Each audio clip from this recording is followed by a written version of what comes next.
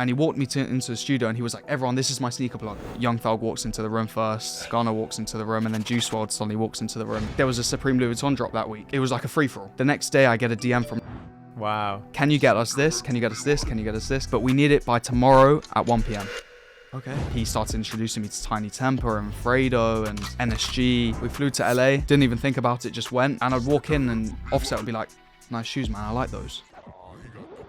It isn't all glamour. Business can really bring you up, but it can really bring you down at the same time. You're dealing with people who may not really want you to be around. How many trainers can, 4 or 5 rappers really buy? For music artists, their style and their appearance is really part of who they are. How do these brands actually feel about you reselling their stuff? I know that it benefits the brands. No matter how wealthy you are, you don't want to be ripped off. How did you ensure that you weren't getting ripped off? Such an interesting question because... This episode is sponsored by Vorboss. Check them out in the description below. Guys, welcome to The Ground Floor, the podcast where we ask successful people exactly how they did it. Our guest today is very, very impressive. We have Levi Pastor, the founder of SneakerPlug and now the newly formed Pastor Co.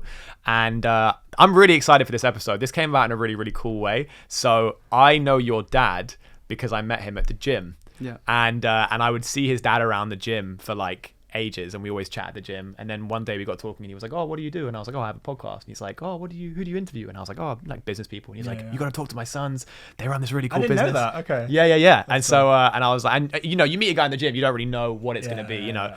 So and then I met up with you and your brother Sol, who you also run the business with, and it's such an awesome story, man. And I think we should start by saying you're 21. Yeah. Which is insane. And obviously I know a bit about your background and like how you built it, but for everyone listening at home, the first thing you started was SneakerPlug. So do you want to talk a little bit about what SneakerPlug is? Well, you say it's interesting that you say I'm 21, that I don't feel young, because I started SneakerPlug when I was actually 13, when I was in school. 13. So it feels like it's been a long time. And you talk about my dad, he's like my biggest fan. He's coming up to you in the gym and talking to you about our business. But I feel like he's so proud of you. I don't feel young in the business. Yeah. And I started SneakerPlug when I was 13. SneakerPlug is a company selling very rare, very exclusive footwear and hype, which is a massive, massive industry. I'm sure a lot of the viewers will be familiar with it because it's really blown up in the past few years. But when I was introduced to it in school, it wasn't as big as it was or is now. It wasn't huge, and it was just something I was just very passionate about, very, very interested in. How do you even get into that? Because we talked about this before, but it's like, I don't understand how, as you said, there's so much hype around it and it can be really hard to get these sneakers. So how did you even get into that? Well, I found myself, I didn't like school that much. School wasn't, That makes 3 of us. it wasn't particularly for me. I say I didn't like it. I liked the social part of school. Yeah. I liked talking to people. I liked learning about things I was interested in, but I'm a bit weird in the sense that if I'm not interested in something, I can't excel at it. I don't want to do it. I find it hard to sit down and, revise or read books that I'm not interested in. If I'm interested in it, I can do it all day. But I found myself in school, getting in trouble for being a bit different, or, not doing what I was supposed to do or what they thought I was supposed to do. And it frustrated me a lot. So it happened naturally, to be honest, that I got introduced to SneakerPlug. It wasn't like I really ever thought towards the future until I was just interested in fashion. And it's interesting because my parents have been in the fashion industry for the past 30 years. Wow. What kind of fashion? So my parents own a fashion logistics company. Okay. And their clients are some of the biggest PRs and fashion brands in London. They work with the Daily Mail Group, Vogue, Grazia, many, many big PR and magazine companies and fashion brands. For people that don't know, what is a fashion logistics company? So they basically deal with, for example, if a magazine or a newspaper, they have fashion sections in a newspaper or magazine, and they will do shoots. But they need the clothes, they need the fashion pieces, the shoes, the jewellery, whatever, to make those shoots happen.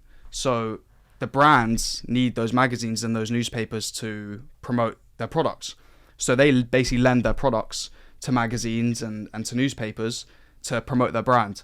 Right. So our parents deal with both the PR and the magazines, or the brands and the magazines. So they basically sort out the logistics between the brand and the the brand shoot. and the shoot. Exactly. And they're very trusted within that industry because, you know, they deal with very expensive items and they're working with huge companies. So when it comes to the sneaker side of it, how did you get started with SneakerPlug? It's interesting because I don't really remember the day that I, you know, thought, oh, I'm going to start a business or I'm going to do this or that. It sort of happened naturally. I used to skateboard around London with my friends. I was very interested in skateboarding. And me and my friends used to skate around London, and we got interested in brands like Supreme and Palace.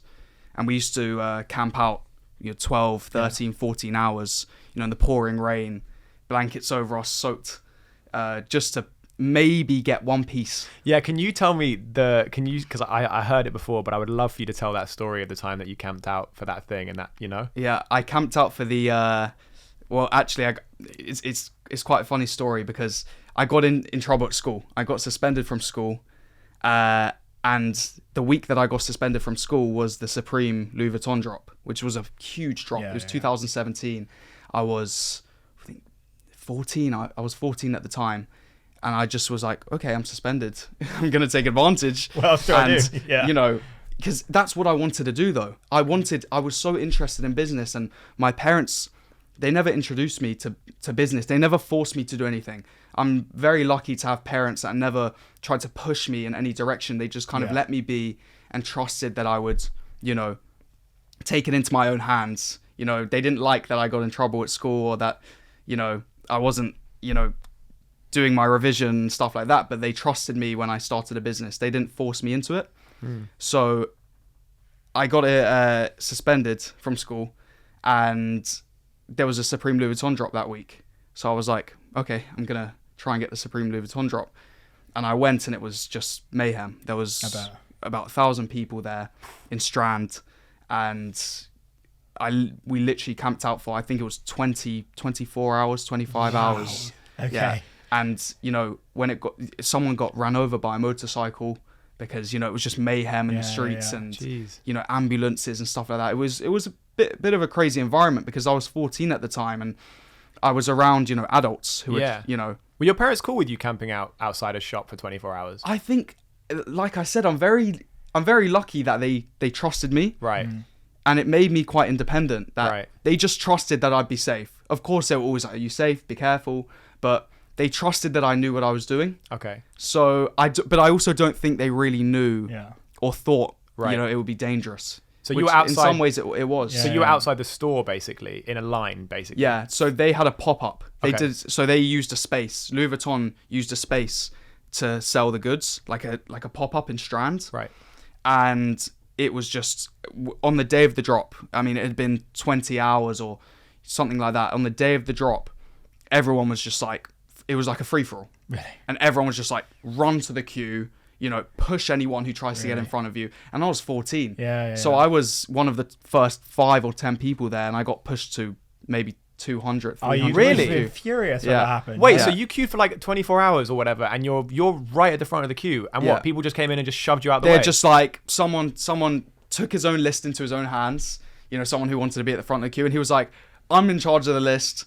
Come here if you want to be on the list. And everyone just went to him.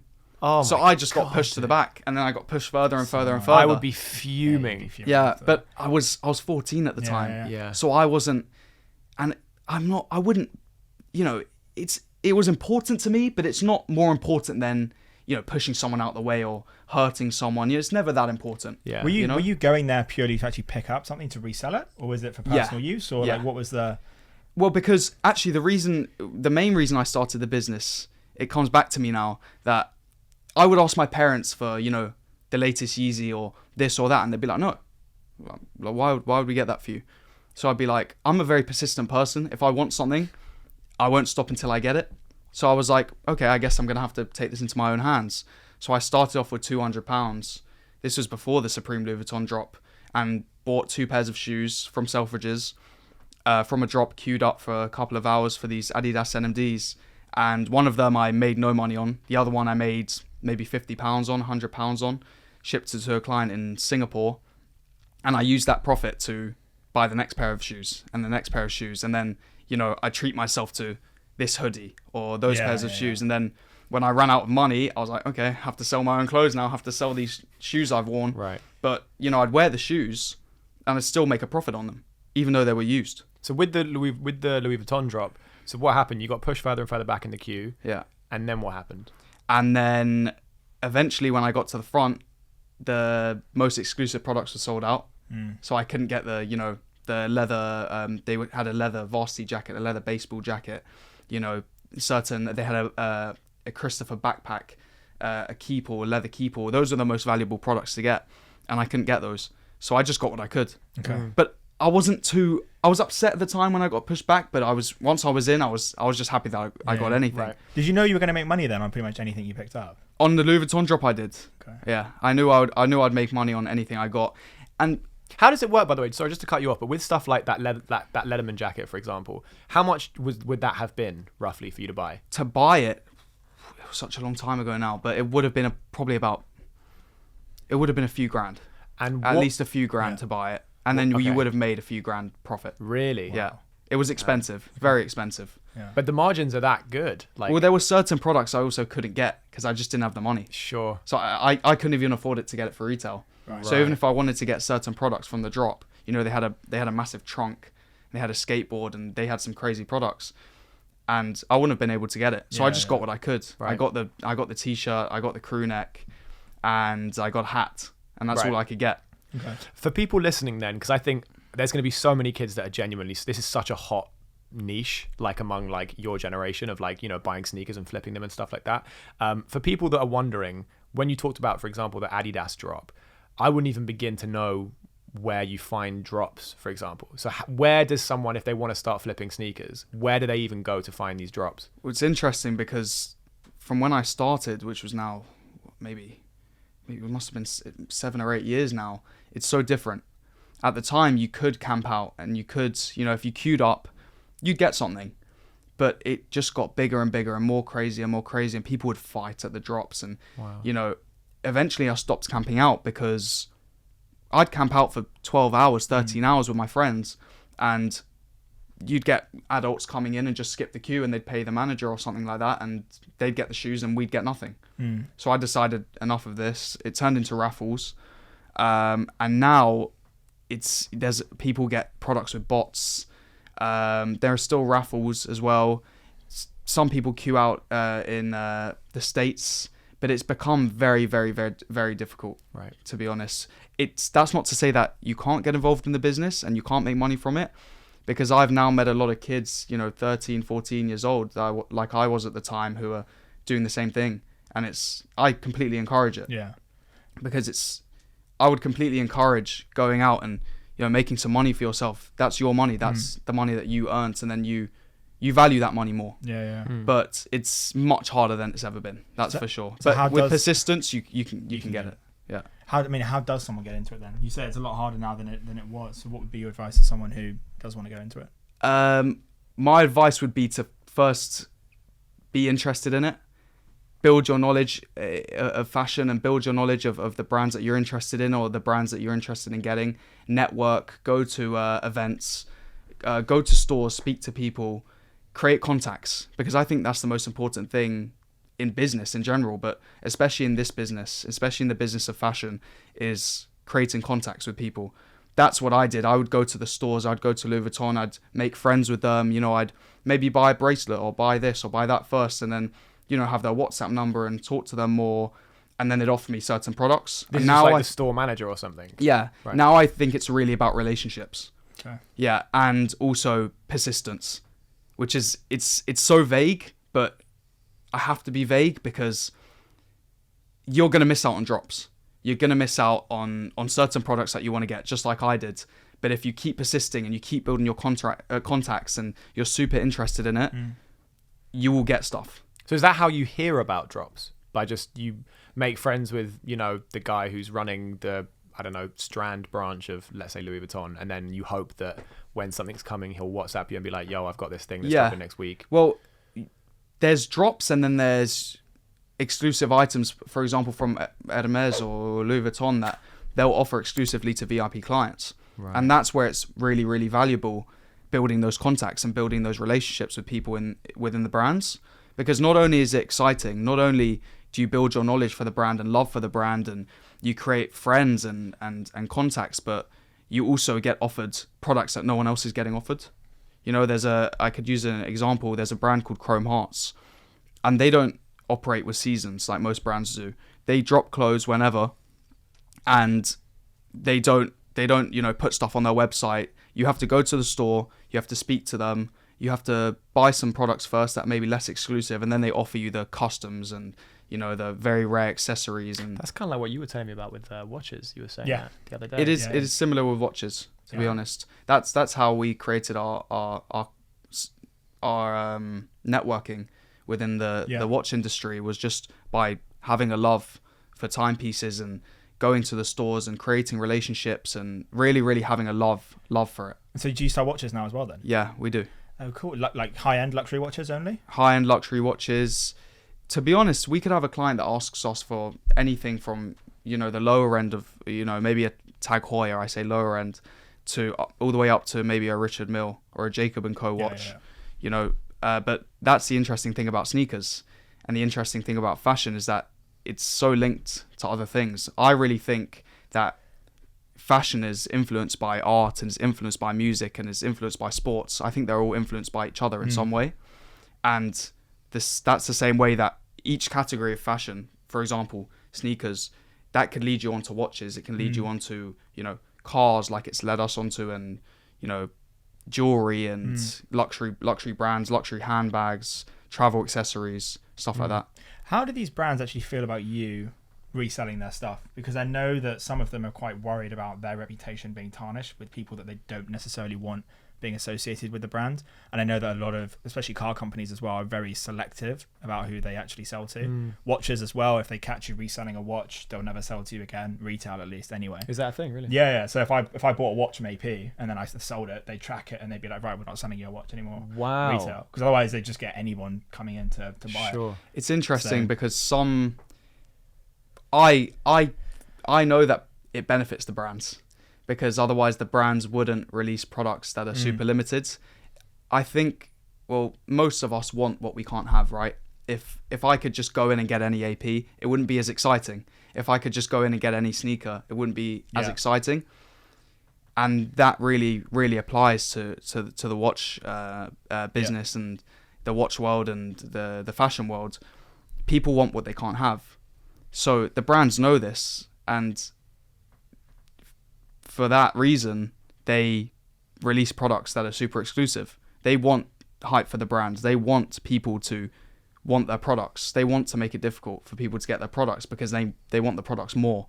So it's sort of like, it's something that it's not really... There is this idea that reselling is a bad thing, but everything's resold. If I go into a supermarket and buy an apple, that's been resold. This cup has been resold. Someone has manufactured it and then resold it and then resold it again. It's the same applies to watches, same applies to shoes, the same applies to vehicles. I think if they didn't want people to resell the products, they wouldn't make them so exclusive.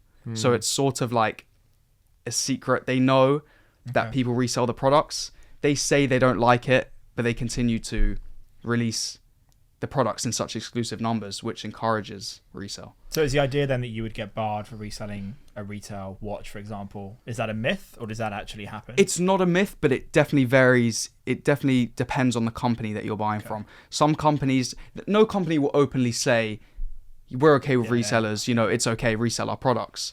But they know that, people resell their products. They know it's good for the brand. Other brands will be quite open and quite, vocal on the fact that they don't want you to resell their products. But they know it's never going to stop. Right. So one thing I want to touch on that is really cool is that you were at one stage supplying sneakers for a lot of famous rappers, which is sick. And I think a lot of people are going to want to hear about that. So can you touch on how that got started and who you worked with and some stories from that? Well, the way it started was at the age of 14. I was very naturally out of nowhere introduced to a upcoming rapper at the time. He was 19 years old. He was a kid himself. In the UK or in the US? In the UK. His name was Notes. Oh, okay, right. Yeah. How did you meet Notes? And that happened really naturally, as I said. You know, I was actually selling some wireless tickets online that I couldn't go there anymore. So I was selling some wireless tickets online, and a close friend of his messaged me for the tickets. And somehow in the conversation, he mentioned the fact that he knew Notes.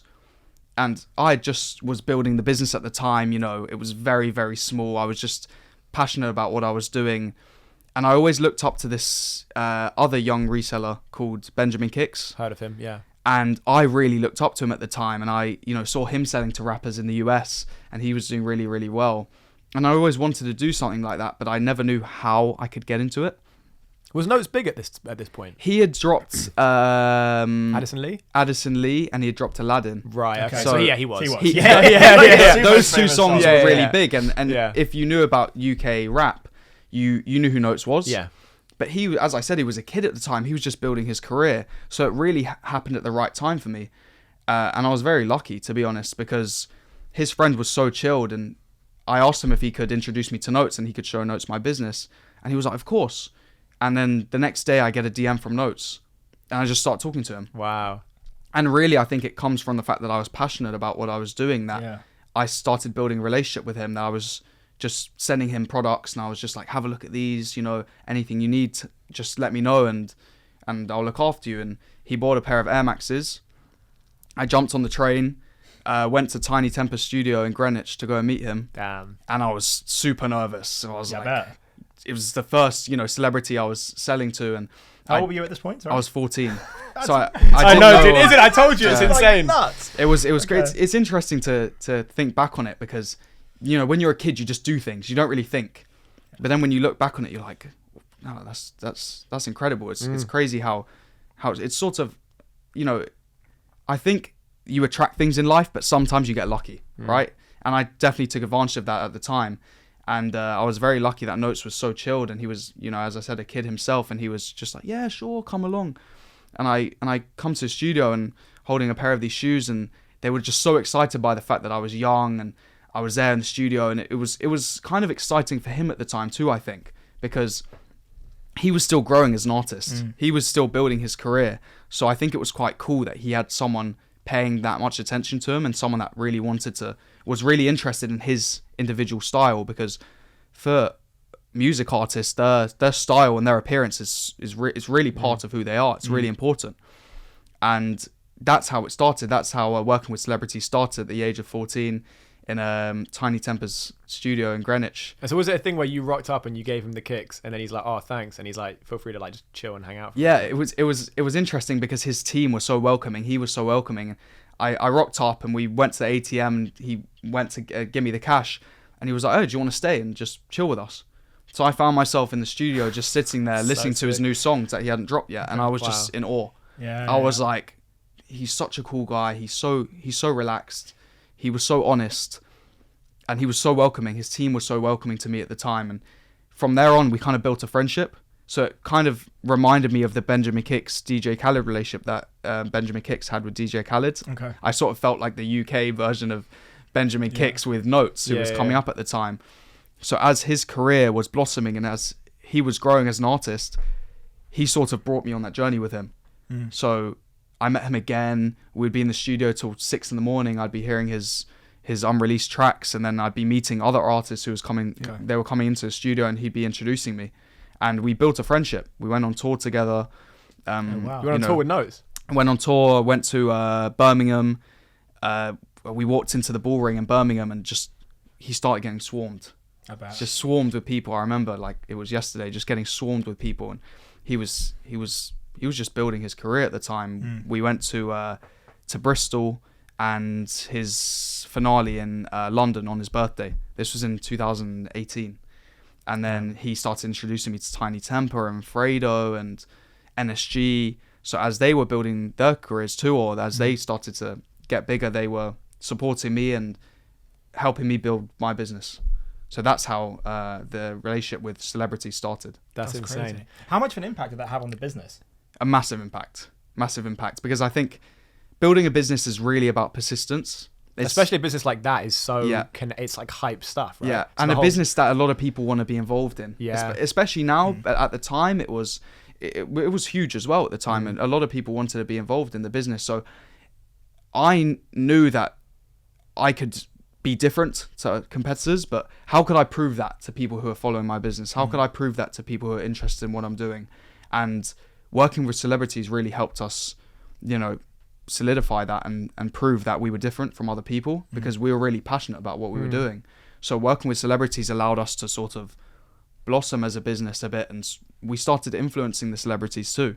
And in turn, the celebrities influenced their fans. And I know that at some point you went over to the US We did. and you started kicking it with like big US rappers. Yeah. Can you touch on that? So in 2019, Young Thug and Gunna and JuiceWRLD came to London for Wireless. And we got in touch with Young Thug's, a close friend of Young Thug's who's part of his team.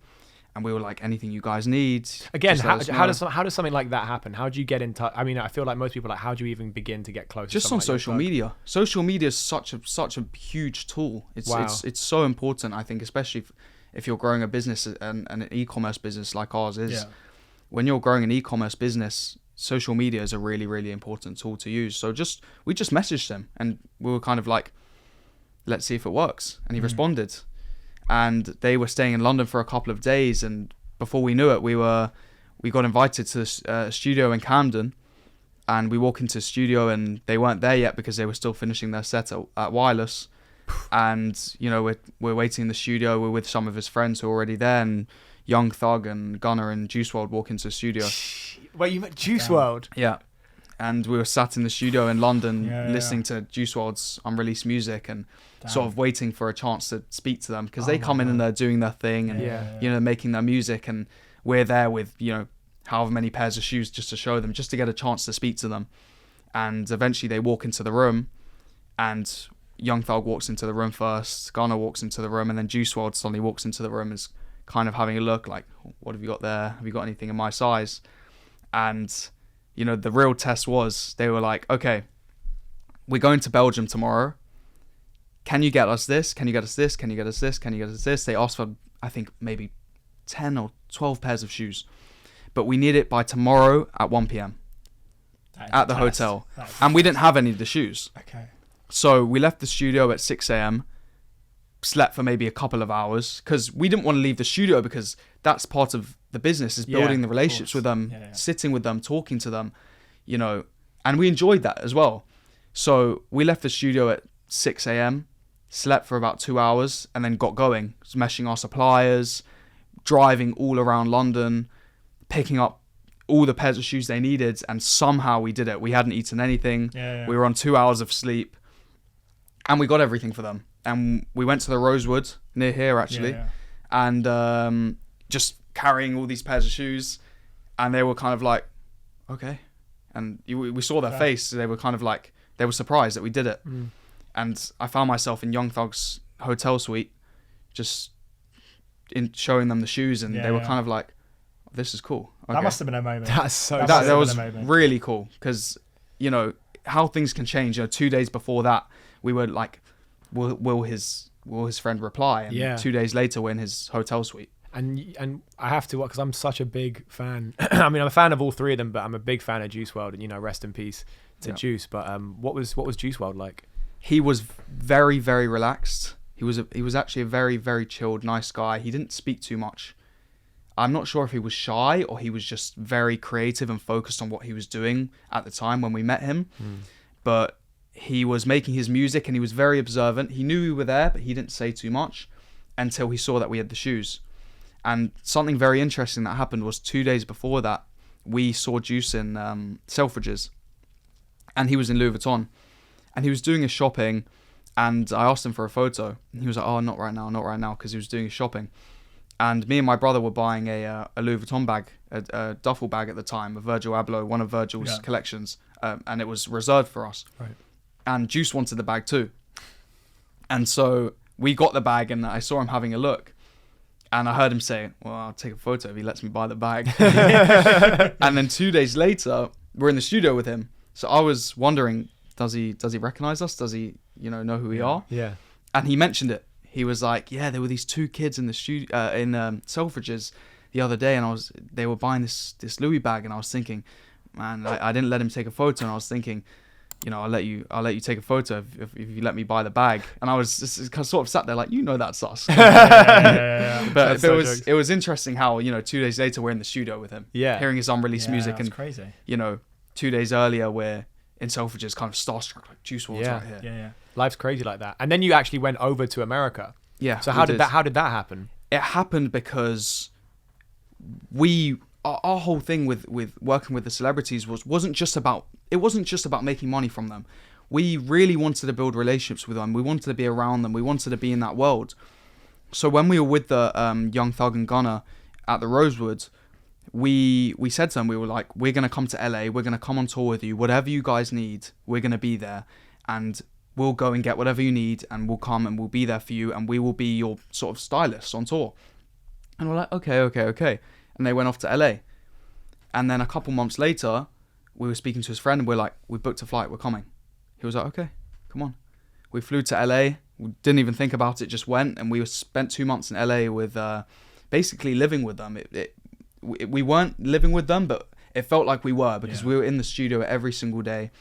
They live in the studio, they spend all their time in the studio, they're constantly creating music and in that environment. So we found ourselves suddenly 2 months later in the studio in LA, which is basically their home, where they spend all their time, meeting Offset, meeting Trippie Reds, wow, Travis Scott, whoa, PNB Rock. You met Travis Scott? Yeah. What was Travis Scott like? Really, really swag. Really cool. When you're in that environment and you're with them, it's a relaxed environment because they're comfortable and they know that you know them, or you know Travis, or Young Thug, or Gunna, so they're more trusting with you, and they're more willing to shake your hand. Vetted, basically, yeah, you come into the room. They're more relaxed. They're eating their food, and we had barbecues at the studio and cinema night at the studio, and we'd sitting in the studio playing NBA. Playing FIFA, or not FIFA, playing, I don't think they even play FIFA, or GTA or whatever they were playing, and just listening to music. Did you sell sneakers to Travis Scott? No, I didn't. I bet you. I wish I did. Yeah, I was going to say. I did. Maybe one day. Yeah. Maybe one day. You never know. That's one thing I would think though. Is there not an element of like when you're out there, they must be like, listen, kid, we'll call you when we want trainers, but you're not just going to hang around with us 24/7. So like, what are you doing that because you're just chilling there with them, and they're like, look, you're cool, but we don't know you. Like, we'll call you when we want sneakers or a jacket, but like, what are you doing? You know what I mean? That's what we would have thought too. But when we got there, and we're quite persistent. We persisted, and we showed them that we could do what we were saying we could do, and they kind of accepted us. They didn't really tell us to leave at all. There was one evening when Young Thug, he walked into the main room of the studio, because there's different studio rooms, there's a courtyard and stuff like that. They have hangout rooms and stuff. And I was just asleep on the sofa because I'd fallen asleep. I was so exhausted because we were working so hard every single day. What were you doing when you say working hard every day? Because aren't all your contacts in the UK? Like, how are you even getting stuff? We were building contacts in the US. Right. That's what we were doing. And we were in LA, and we were going out and driving all around LA. We rented a car, and we were just driving all around LA and meeting up with suppliers in LA, and built just like we did in the UK. Wow. Building our supply list there and building contacts there. So were these like certain drops then that these rappers were asking for, or is it just like, we want these kind of pair of shoes just from Nike or wherever? Can you just go out and get them for us, or like, are they hard to get? Very interesting point, because they would ask for certain products, but we, like I said before, we would also influence them. Yeah. So we'd walk in with a pair of. I walked in with a pair of Nike SB Lobster Dunks. They're green, and they were exclusive drop in the Concepts store. And I'd walk in, and Offset would be like, nice shoes, man, I like those. Or we'd walk in with a different pair of Jordans or a different pair of Yeezys or this or that, and Young Thug would be like, I like those, get them for me. And then Young Thug would come in wearing them, and Gunna would say, I want those. So we were sort of influencing them as well. So they would ask for products, and sometimes they'd know what they want, but we would go in and we'd show them photos, and we'd be like, hey, check this out, look, there's this new drop, and they'd be like, okay, I want that. Damn. So they know what they want, but they also like that we're passionate about what we're doing. They like that, we're not just trying to make a sale. We're really trying to pass on our love for what we do to them. So you said there was a time where, you were on a couch and you were passed out because you were so exhausted. What were you going to say? What was that story? I was passed out on a couch and my brother was awake, and Young Thug just walked in and he was like, I think he asked where his sister was, and he saw me asleep and he didn't mind. He was just like, oh, okay, and just walked out. He didn't mind that we were there. He was very welcoming of us. There was one night where we just stood talking with him for 20 minutes about our business. Wow. And he was like, come. And he walked me into the studio and he was like, everyone, this is my sneaker plug. And I was like, 16 at the time. And I was just like, Young Thug just called me a sneaker plug. That is so sick. And then people were like, hey, come sit down. Tell me what you do. And we'd sit down and I'd be showing them the shoes, or I'd walk in with a pair of, a few shoe boxes and open them. And it was a very, very chilled environment, very, very fun environment to be in. We'd go to music videos. He was working on his So Much Fun album at the time. So we'd go to music videos, and we'd be driving around LA in an entourage of 10 cars. Thug would be in front in his Maybach, and we'd be in the Cadillac behind. You'd be in the inner circle, basically. It's sort That's of so dope, it's sort of what you see. It is how it is. We'd stop off at the 7-Eleven at 3 or 4 in the morning, and we'd just come with an entourage of cars, and we'd all step out into 7-Eleven just buying snacks and going back to the studio. One day we were in the studio and they left. We just stayed chilling in the studio because some people would leave and some people would stay. And Young Thug went, and we didn't know where he was, and he went for hours. And he comes back, and everyone's like, "What are you doing? Like, where have you been?" And he comes back with a snake and a spider, a tarantula, and I don't even know what snake it was, a huge snake. Yeah. And he just comes in with this snake and spider, and he's like, "These are my new pets." And he forced me to hold the tarantula in my hand. And I was just like, I really don't want to do this. They're just having fun. They're creative, right? It's part of the lifestyle. Yeah. It's part of the fun. Was there ever any like craziness or like dangerous parts or anything like that? Yeah, there always is, right? Because you're in that environment, you're in that world, and that's a tricky part of it, because you're sort of in an unfamiliar world. You're in their world, and they live very differently to how we live. Our focus is business. Our focus is building the business and focusing on that part. And they're dealing with a lot of different things, and like people have seen in the media, or people see stuff in the media and the news. It isn't all glamour. It isn't all perfect. There's disagreements, and there's a lot of different people coming into the studio, a lot of different personalities. So there were definitely times where we'd have to sort of step back and move away from certain situations and kind of let them do their thing, because at the end of the day, we were in their environment. Sure. So where did the business go then? You were 16 at this point. Like, where did you go from there? What was the next step after dealing with A-listers like that? Well, it's such an interesting question, because business can really bring you up, but it can really bring you down at the same time. And we learnt a lot from selling to the celebrities, selling to the rappers. We still have some very good relationships with rappers now, but it was definitely a big high, but a big low afterwards, because we spent 2 months in LA and we were having an amazing time, and then COVID came and we went back to London, and we really had to sort of rethink what we were doing, because the rappers weren't touring, they weren't buying stuff, and we went back and kind of had to reset. And that's when we got introduced to the world of private clients, and we got introduced to Farfetch, which was a massive, massive next step for us. So after sort of having this high of working with celebrities and rappers, the business really, really shifted, but in a really, really positive way. Yeah. With working with Farfetch and being introduced to high spending, high net worth clients. I was going to say, how did that come about with Farfetch? This is why I said before that networking connections are so important for any young people that may be watching this, or anyone who wants to get involved in business in general.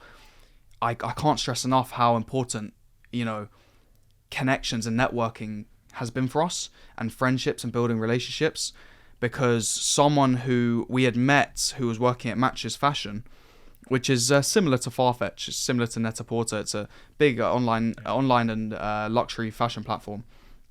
And we met him a couple years prior to working with Farfetch, when he was working for Matches Fashion. And we just built a relationship with him and, had similar interests, and, he knew what we were doing, and we were building credibility with our business working with rappers. And when he went to Farfetch, he recommended us to Farfetch, and we had no idea. And we had a conversation with him about it, but nothing really happened until after COVID. And then randomly one day he was like, Farfetch they want to speak to you. They want to sit down and have a meeting with you. And it couldn't have happened at a better time, to be honest. For anyone listening, just to clarify, do you want to clarify what Farfetch is? Farfetch is one of the biggest online luxury platforms in the world.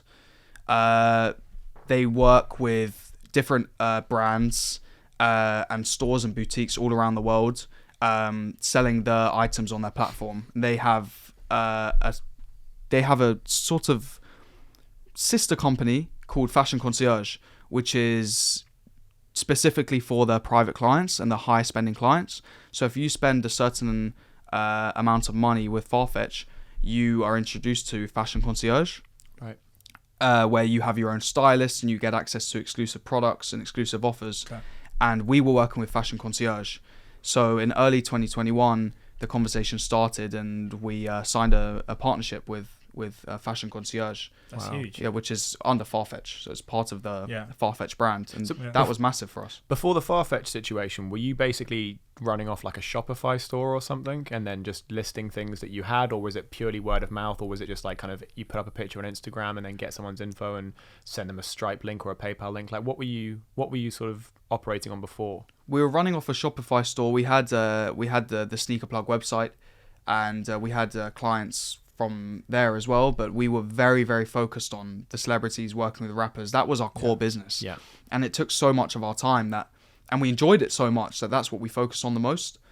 So that was the biggest part of our business. And that's why when COVID came, it was a real blow to us, because we were a bit lost. We didn't know what to do. Yeah. And that was a really, really big challenge for us. I like to say that you never fail in business. You just learn. I think you're not defined by your failures. You're sort of defined by how you bounce back from them. So if you only fail if you don't learn from it, and if you don't come back and you don't persist and you don't then grow from that. So that's something very interesting that we've experienced in our business. And since I've started the business since the age of 13 now till 21, we've experienced many blows to the business, but we've never given up. We've always persisted, and we've never stopped. With the rapper side of it, and you're selling the sneakers obviously when you're out there, how do you make a sustainable kind of living off that? Because I mean, how many trainers can 4 or 5 rappers really buy? It sounds like a silly question, but as in, like, when you're out there, are you selling them, like, is Thug buying like 2-3 pairs of trainers a day? Is it like between them that you're selling maybe 20 in a month, and what kind of markups do you get? Like, how much money are you making in that kind of time period? They were actually buying a lot. Really? Yeah, they were buying a lot because it's, as I said, it's part of the image. What is a lot in that description? Well, for example, when we were in London, they ordered 10, 12 pairs of shoes in the space of a couple of hours. Wow. So they were ordering a lot of shoes, and every single day really, or every couple of days, they'd be like, okay, I need this jacket, I need this pair of shoes.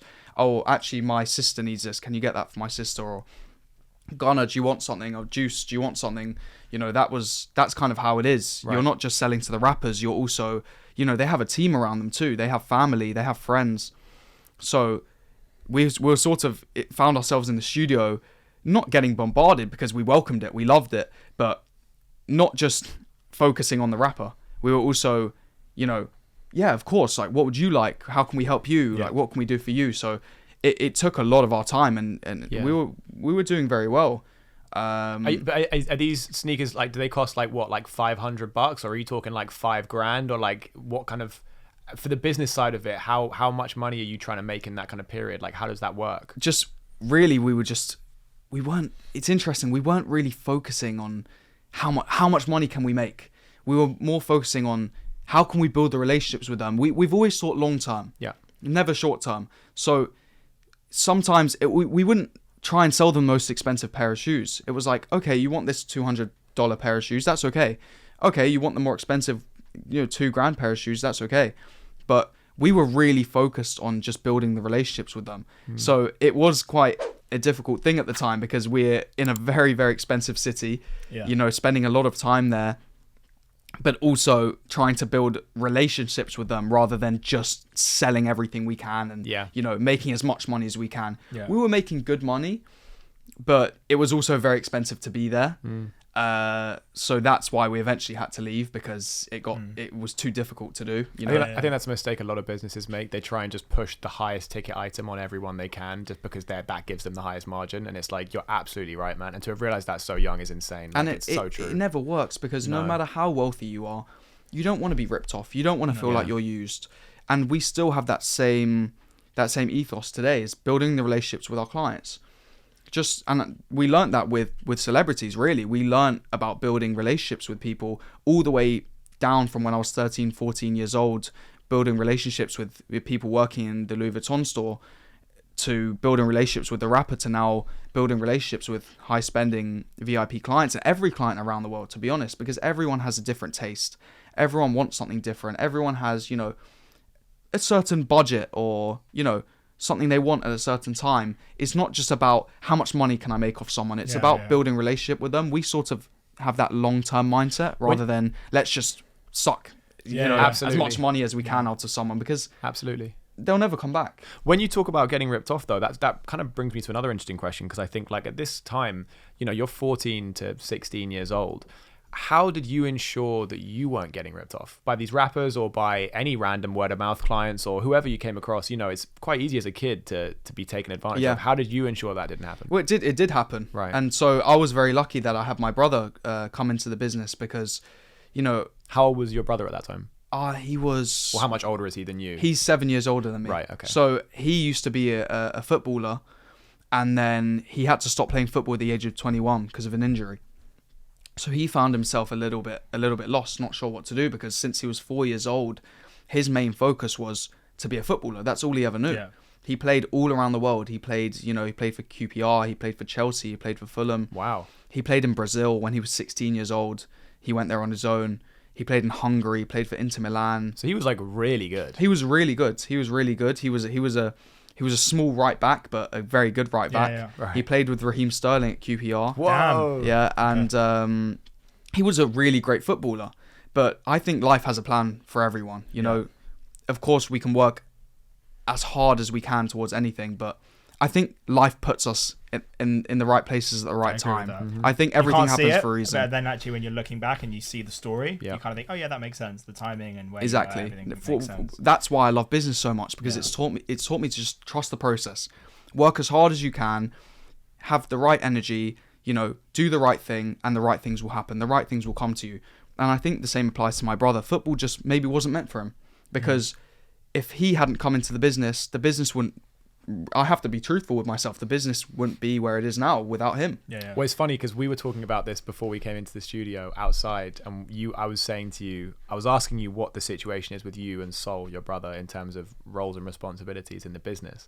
And you basically said the exact same thing that I always say about my relationship with James. Interesting. I didn't know that. He said the exact parallel thing. He was like, Sol does all of the stuff that I can't do, and I do all of the stuff that he does. And he was like, I do all like the kind of the creative, like product facing stuff, and he does all the kind of operations, like finance stuff. And I was like, dude, you literally just described the entire relationship. Yeah, that's crazy. I was very much a creative 13, 14-year-old, but I was just very much having fun and just, thriving off the fact that, wow, I'm in this, really cool environment. I'm with rappers. I'm in the studio. You must have been like, that's a side note, you must have been like the coolest kid in school.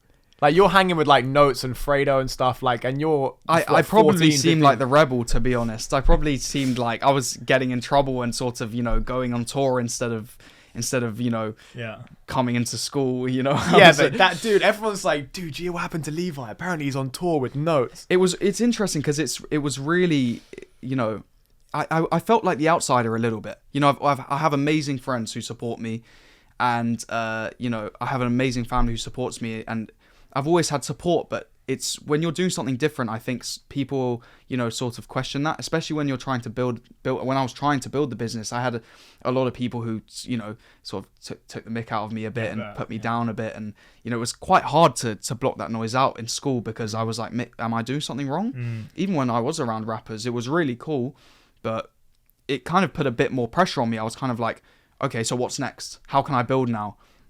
I'm doing this, but I need to grow. So it was really cool. I'm not sure if I was the coolest kid in school. I mean, maybe it's hard to be cooler than the kid that's on tour with rappers at 50. Yeah, it was very cool to be around rappers, but I wasn't even thinking about that. I was just so focused on what I was doing. I was so passionate about the business and so focused on building the relationships with the rappers that I wasn't even thinking about being the coolest kid. Of course. It's just where does that come from? But it was cool. It was cool. It was very cool to be around them, and it was cool to have my friends sort of be like, oh, you're doing this, you're doing that. I was like, oh yeah, maybe I never really stopped to think. I just kept going. Before you get onto that though, I just want to let you finish what you were going to say before about not getting ripped off and how Soul, your brother, was a big part of that, like when you were younger. Well, like I said, he wanted to be a footballer. That was his focus his whole life.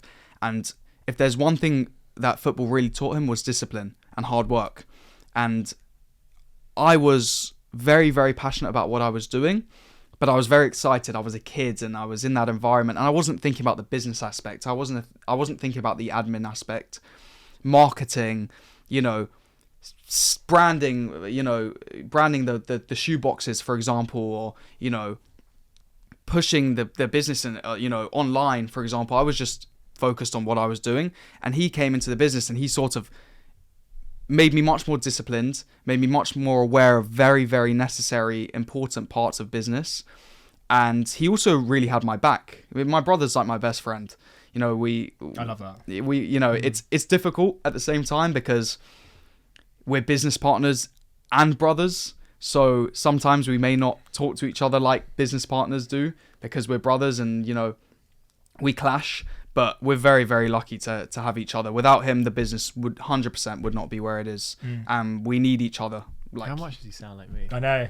It's true. It's interesting. You were telling me, downstairs that you guys need each other, and it's like looking in a mirror, man. It's so funny. You're literally like, it's like the spit of me in terms of like your approach and where your mind's at and how you came up and stuff. I was lucky, to be honest. I wish that he would have become a footballer. That was his goal, but it must have happened for a reason because. He came into the business at the right time when I needed him, when I was going on tour with Notes and I was dealing with more celebrities, and it is difficult at the same time. It's not all, glamour. It's not all perfect. You're also dealing with, a lot of different personalities, and you're dealing with not just a celebrity, but you're dealing with management, and you're dealing with friends, and you're dealing with people who may not really want you to be around.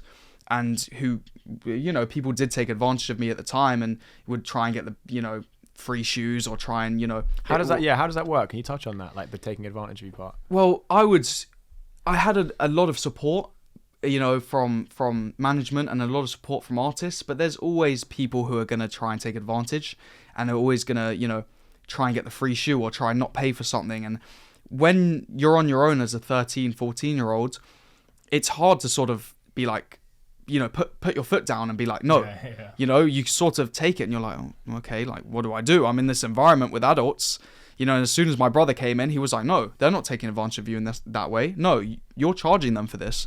No, you need to put the right profit on this. And it was kind of difficult because I was like, but I don't want to break relationships with people, but it was a very necessary influence. It's not a real relationship if they're taking advantage of you anyway. Exactly. So, exactly. And I think that happens in all forms of business and in all forms of life, right? You need the right people around you. I'm sure you guys have it too. 100%. The right sort of voice in your ear to be like, pull you back sometimes. Be like, hey, remember this, remember that. Yeah. So he really came in at the right time. Speaking of profit, is there like an industry standard kind of markup on reselling sneakers and stuff like that? Like, how do you know how much to charge? Like, what kind of markup do you even think about adding? It really varies on the product. Right. It really, really varies on the product. It depends on how much we get the product for. Your markup on a piece of art, for example, now we're involved in art, is a lot more than your markup on a shoe. But some shoes we may cost less than another shoe. For example, a shoe that costs $2,000, we may only make £100 on, because we only got it for a certain price and we can't overcharge our client. And a shoe that, you know, costs 250, we got for a really, really good price, and we're able to make maybe £200 on. Right. Okay. So it really, really varies. And that's where it was really important that I educated myself on the business and, you know, built the contacts, because then the more contacts we had, that now we have very, very strong suppliers all around the world, you know, in the States and mainland China and Hong Kong, where we have offices as well. We're able to offer much more competitive pricing to our clients. So let's say someone, because I'm guessing you now, it sounds like you're more of a full end-to-end concierge business as opposed to just a sneaker business. Yeah. Is that fair? Yeah. With like art, vehicles, watches, everything like that. Just and to clarify, the sneakers introduced us to Of all course. that. Yeah, So yeah. without SneakerPlug, we would never have been introduced. Yeah, so to clarify, that is Pastor and Co. So SneakerPlug was when you were just doing sneakers. Now your new business, Pastor and Co, is the full spec concierge service where you do everything. Yeah. So if someone comes to you and says, I'm looking to get this particular watch, how do you actually go about sourcing that and making a profit on it? We're very, very lucky to have very strong suppliers. Are these like retailers that you're going to directly, or are these like not really resellers that you're got relationships with? It's mostly we have suppliers that aren't the it's so difficult. I sort of gave up after the camping out and stuff like that. I gave up going directly to the store. I just built relationships with people who had relationships with other people and other people and relationships with the stores. And, you know, it was like, okay, let's work out a deal. I need this. I have the client. Can you get this? And then that's sort of how I built the relationships. We don't really get the product from the stores. It's a bit of a headache, and we wouldn't be able to get the amount of products we do get if we only got, you know, our products from the stores. Yeah. So we have very, very strong suppliers all around the world. And there's not really one place we get all products from. We can get anything. It may take, you know, one day, it may take a month, it may take a year, but we can get it.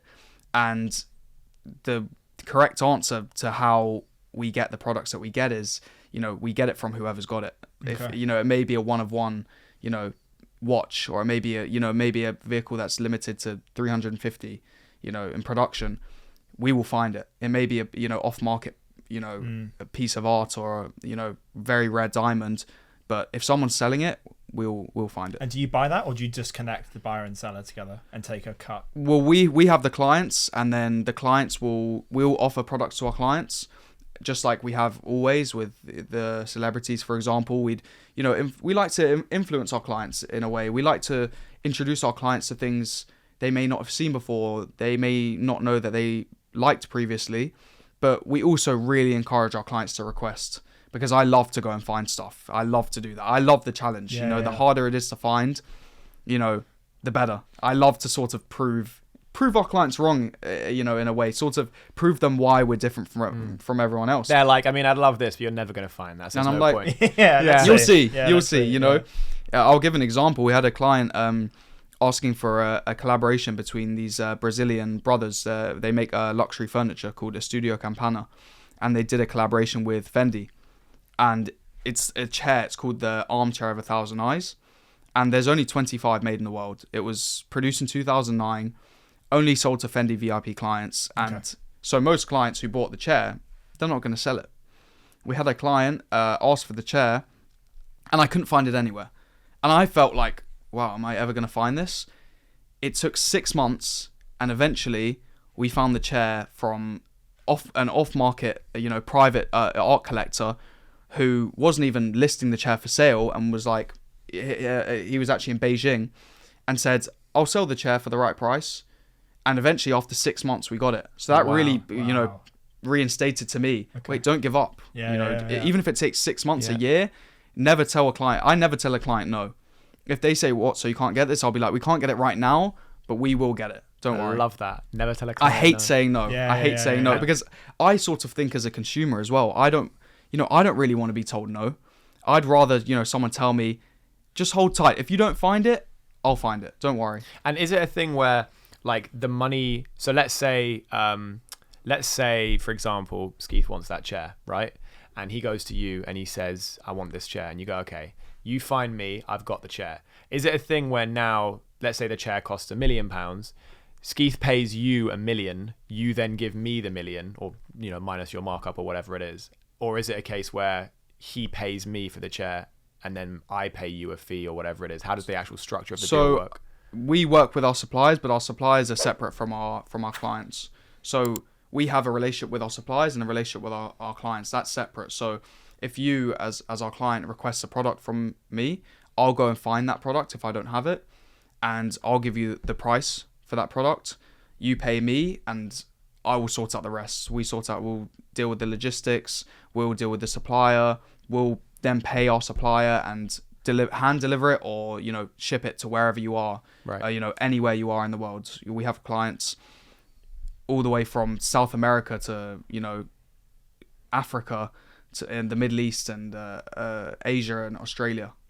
And do you have warranties on anything that you sell, I'm guessing?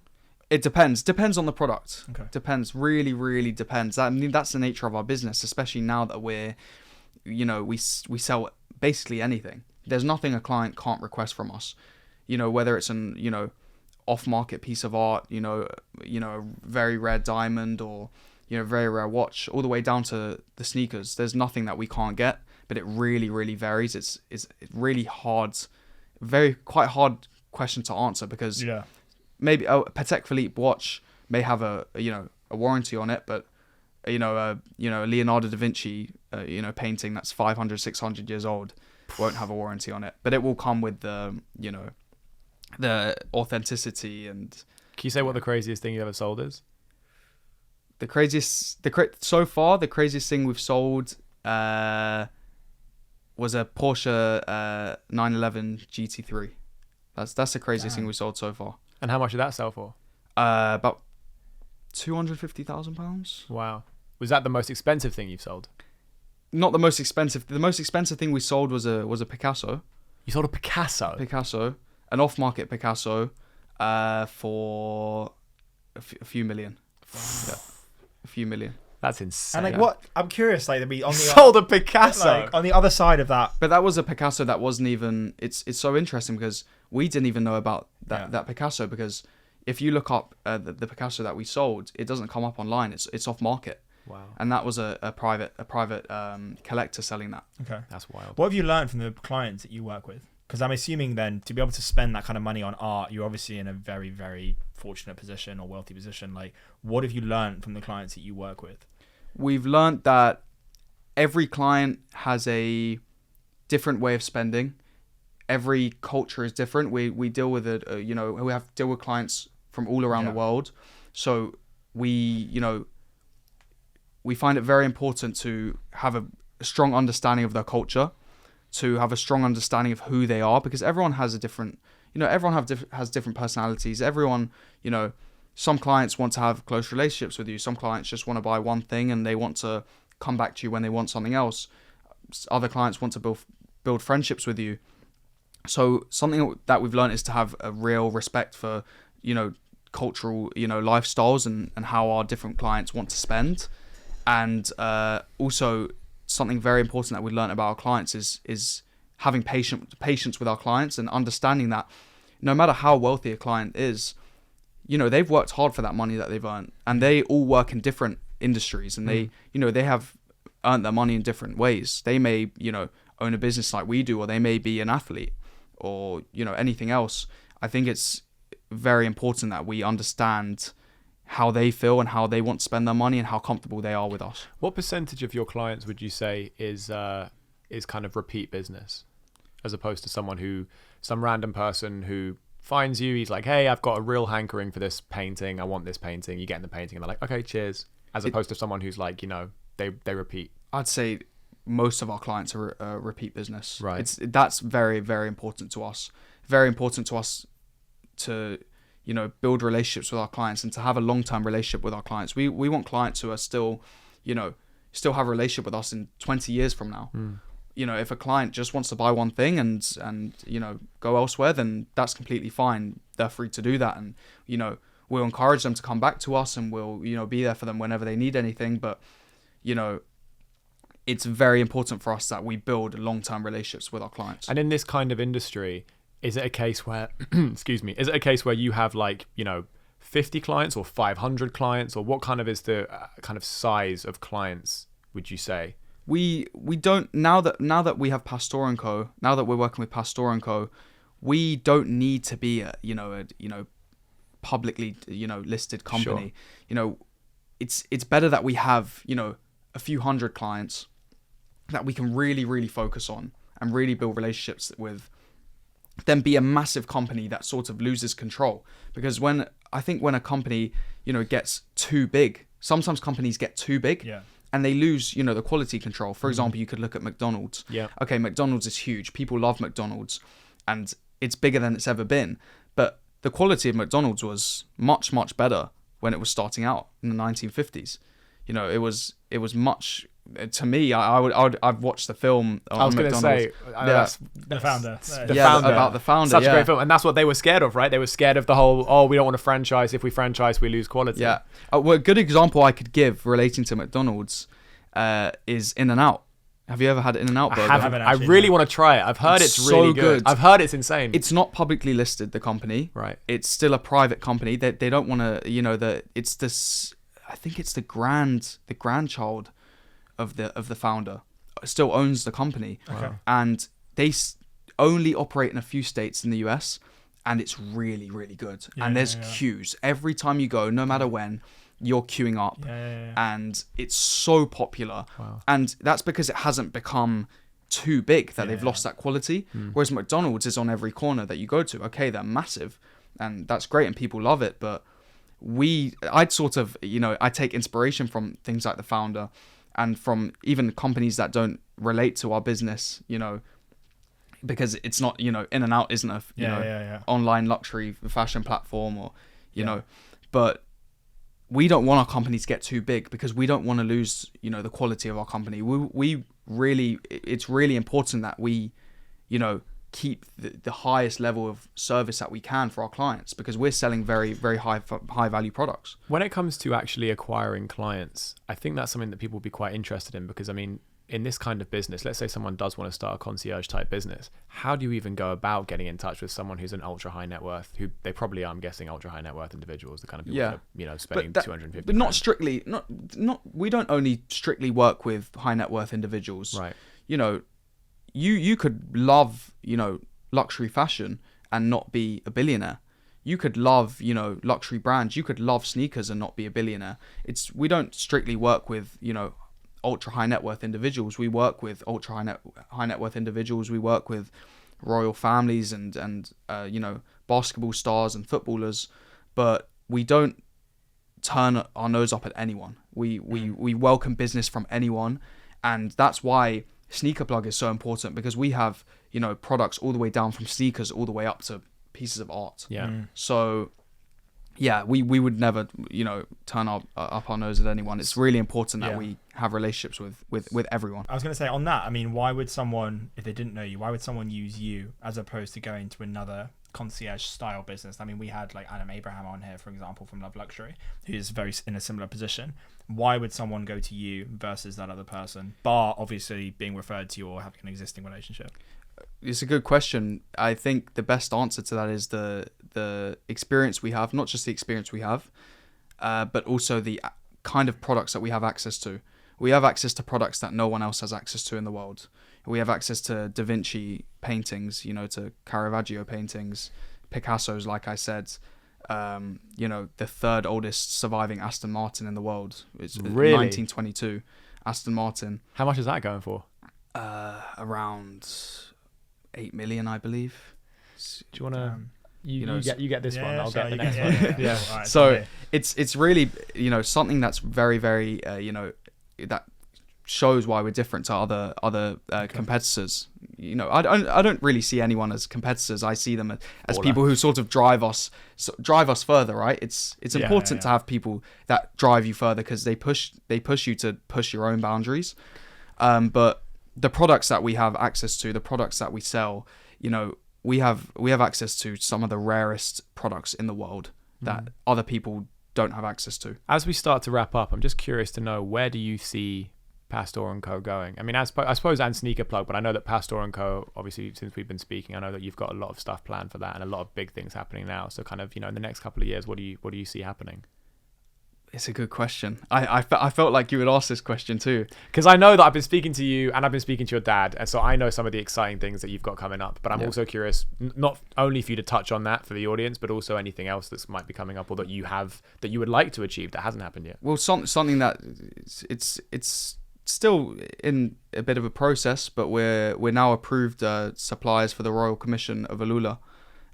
In Saudi Arabia. It's an ancient city in Saudi Arabia and one of the mega projects as part of Saudi Arabia's 2030 vision. So you may have seen the line in Saudi Arabia, and they have a new ski resort that they're building called I think it's called Trojan, and they've won the bid for the 2030 Winter Olympics there. Okay. So we are now official suppliers of for the Royal Commission of Alula, which is very, very exciting. So that's something. Congratulations, bro. Thank you. That's something we're really, really focused on. Something we're very, very interested in because the market in the Middle East is huge. I think Saudi Arabia, UAE, Qatar, they're the next. They're progressing so fast and so at such a big scale. That's a big target for us. But also to just keep growing relationships with our clients and keep pushing the boundaries and keep challenging ourselves and keep proving our clients wrong a bit maybe of the kind of products that we can get and just progressing. I think the most important thing for us as a business is we always think long term, but maybe the short term goal is as long as the business is progressing, as long as we're always moving forward, then that's the best that I could hope for the company, because you never know what's going to happen, right? It's a good mentality. Life throws things at you that you don't expect. So as long as the business is progressing and we're growing, then maybe I'm not content, because I'm not sure I'll ever be content, because me and Solomon we really like to push ourselves, but that's probably the best answer I can give. That's a great answer, man. Bro, this has been such an insane conversation. I would like to round off with the same question we ask at the end of every episode, which is for anyone watching who might want to start a business of their own, if you could give someone one piece of practical, actionable advice, what would that be? So less on the side of, work hard, believe in yourself, more on the side of something actually tangible that they can implement. A bit of sauce. Well, I was going to say, because something that I've really, really learnt is, of course, an obvious thing to say would be self-belief, but persistence. Never, ever, ever give up. I mean, I know it sounds like the cliche, but it's true. I look up to people like Jimmy Iovine. He hated school himself, like me. It just wasn't for me. And he's, the founder of Beats by Dr. Dre alongside Dr. Dre, and he's responsible for some of the biggest music artists, careers being as big as they are that we know today. Probably one of the most important people in music ever. Exactly. Yeah. And if you haven't watched Defiant Ones, Amazing. I'd really, really recommend it, because that's one of the most inspirational things that I've ever watched. And it's really, especially in such a competitive world now, is yes, the world is as competitive as ever, but there's more doors open than ever. It's not impossible to achieve anything. I think anything is achievable as long as you persist, as long as you don't take your failures as failures, you take them as lessons, and you never, ever, ever give up. And I know that's really a cliche, but it's definitely something I've learned and something I will continue to do. If there's something I've learned in my business, is we've been in spots in our business where we could have given up, we could have stopped, and we didn't, and we're better because of it. So that's probably the best answer I could give to that. I love that. I hope it's the right answer. There is no right or wrong answer. That was a great answer, man. Levi, thank you so much for doing this, man. I mean, honestly, obviously I've spoken to you off camera, but you're a tremendously passionate, hardworking person. You're a fantastic communicator, and the fact that you've achieved everything that you have by 21 is honestly nuts. It's insane. Thank you, Ollie. Thank you, guys. And dude, you're going to be... It's just the start, hopefully. This is what I'm saying, man. You're going to be an absolute force. You are going to absolutely smash it as life goes on. And I can't wait to, see everything that unfolds for you, man. But I'm so proud of you, dude. It's fucking awesome to see you do this stuff. And thank you for coming on the show, dude. Where can people find you in Camera 3 over there? You can find us on pastoranco.com and SneakerPlugOfficial.com. Spell that out for them just so they know. Pastoranco.com, PASTORANDCO.com, and SneakerPlugOfficial.com, SneakerPlugOfficial.com. Amazing. And on social media, Pastor & Co and SneakerPlug UK. Thank you guys so much. Thank you for having me. Thanks for My coming pleasure. on, This was man, your first honestly. podcast. Yeah, it was my first We podcast. took your podcast virginity, baby. Great to talk to you guys. Nah, it was awesome, man. Thank you so much for coming on. Guys, what an insane episode. That was ridiculous. I'm going to talk directly into that camera. That was insane. If you enjoyed the episode, please do hit the like button because it really, really helps with engagement. It helps us get even more guests on, amazing guests like Levi. But please make sure to subscribe and also turn on post notifications as well. This has been such an awesome conversation. Thank you again, Levi. Thank you guys for watching. We'll see you in the next one. Take care. Thank you, guys. Thank you.